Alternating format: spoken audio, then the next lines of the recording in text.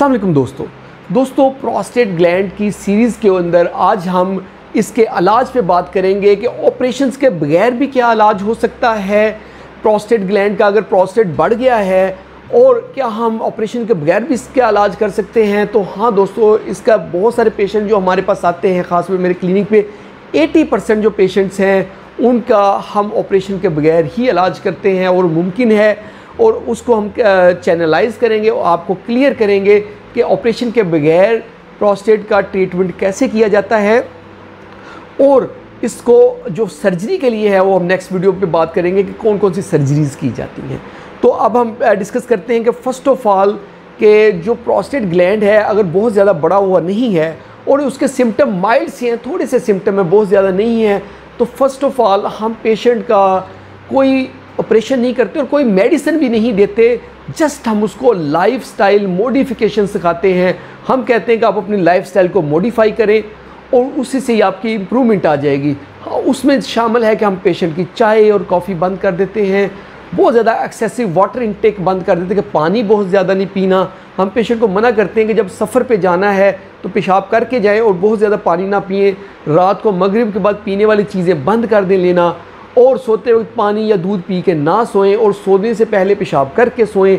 ये lifestyle modification है, ये हम पेशेंट को सिखाते हैं। साथ हम पेशेंट को कहते हैं कि सोयाबीन का इस्तेमाल करें, सोयाबीन खाने में इस्तेमाल करने से भी इम्प्रूवमेंट आती है। इसके अलावा विटामिन डी का इस्तेमाल करें, टमाटर का इस्तेमाल करें, क्योंकि कुछ रिसर्चेस हैं जिसमें टमाटर के इस्तेमाल से इम्प्रूवमेंट आई। सब्ज़ियाँ और फल जो होते हैं उसमें ऐसे एलिमेंट्स होते हैं, ऐसे अज्जा होते हैं जो एंटीऑक्सीडेंट होते हैं और वो जो है प्रोस्टेट की ग्रोथ को कम करते हैं। ये चीज़ें अगर आप करते हैं, हेल्दी लाइफस्टाइल अपनाते हैं, एक्सरसाइज करते हैं, अच्छी डाइट लेते हैं, तो उससे आपको सिम्टम्स बेहतर हो जाएंगी और आपको किसी दवाई की भी ज़रूरत नहीं रहेगी, ऑपरेशन की ज़रूरत भी नहीं रहेगी। लेकिन दोस्तों, अगर सिम्टम्स थोड़े से ज़्यादा हैं, मॉडरेट हैं, बहुत ज़्यादा भी नहीं है लेकिन थोड़े भी नहीं है, आपने लाइफस्टाइल मॉडिफिकेशन भी कर ली लेकिन फ़र्क नहीं पड़ रहा, अभी भी पेशाब में रुकावट महसूस होती है, पेशाब ज़ोर लगा के करना पड़ता है, रुक रुक के आता है, बार बार आता है, तो इसमें हम यूज़ करते हैं अल्फ़ा ब्लॉकर्स, जिसमें शामिल है टेराज़ोसिन, डोक्साज़ोसिन, टेम्सुलोसिन और सिल्डोसिन। ये सारी ड्रग्स शामिल हैं। ये मेडिसिन हम पेशेंट को देते हैं, इससे सिम्टम्स इम्प्रूव हो जाते हैं। और कुछ हर्बल मेडिसिन भी यूज़ की जाती हैं, जैसे साप एल्मेटो वगैरह, उसके भी रिज़ल्ट्स अच्छे हैं। और अगर प्रोस्टेट का साइज़ बड़ा हुआ है 40 से ज़्यादा, यानी 45 ग्राम से ज़्यादा है, तो उनमें हम फाइनास्टीराइड या ड्यूटास्टीराइड एक मेडिसिन होती है वो देते हैं। इसके देने से वो प्रोस्टेट श्रिंक कर जाता है, सुकड़ जाता है। उसके सुकड़ने से फिर लॉन्ग टर्म हमें ये मेडिसिन लेनी नहीं पड़ती और जो है ना पेशेंट की सिम्टम्स इम्प्रूव कर जाती हैं।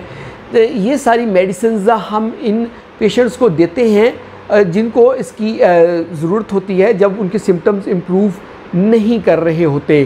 तो दोस्तों, ये थी आज की हमारी वीडियो कि ऑपरेशंस के बगैर कैसे हम जो प्रोस्टेट ग्लैंड है उसका इलाज कर सकते हैं। ये हमने उस प्रोस्टेट की बात की जो एज की वजह से बढ़ रहा है। अगर प्रोस्टेटाइटिस है तो उसमें हमने एंटीबायोटिक साथ देने हैं, और ये ज़हन में रखें कि हमने 28 दिन के लिए एंटीबायोटिक देने हैं, 2-3 दिन के लिए नहीं देने। जब पेशेंट को हम 28 दिन के लिए एंटीबायोटिक देते हैं, पेशेंट ने कहीं सुना होता है कि एंटीबायोटिक तो 7 दिन के लिए लेते हैं तो परेशान हो जाता है, तो 28 दिन एंटीबायोटिक इसमें लेना होता है प्रोस्टेटाइटिस में। इसके अलावा अगर कैंसर हो तो हमने कैंसर की मेडिसिन लेनी होती है, उसके लिए हमने ज़्यादा वीडियोज़ बनाई हैं, वो आप देखिएगा। और मज़ीद सीरीज़ हम जब कैंसर की बनाएंगे वो हम इस पर डिस्कस करेंगे कि प्रोस्टेट के कैंसर में हमने क्या क्या चीज़ें करनी है। लेकिन सिम्टम्स प्रोस्टेट कैंसर में टेम्सुलोसिन से या टेराज़ोसिन से इम्प्रूव कर जाएंगी। होप आप लोगों को हमारी वीडियो पसंद आई है। अगर पसंद आई तो उसको लाइक कर दें और इसको शेयर करें उन सब दोस्तों के साथ जो अपनी सेहत का ख्याल रखते हैं, उन दोस्तों के साथ जिनकी उम्र खुद 50 से ऊपर हो गई है या उनके पेरेंट्स की या किसी अजीज़ की उम्र 50 से ऊपर है, ताकि उनको दिखाएं, ताकि उनका फ़ायदा हो। और हमारे चैनल को जल्दी से सब्सक्राइब कर दें ताकि आपको इस तरह की अच्छी अच्छी वीडियोज़ मिलती रहें। बहुत बहुत शुक्रिया।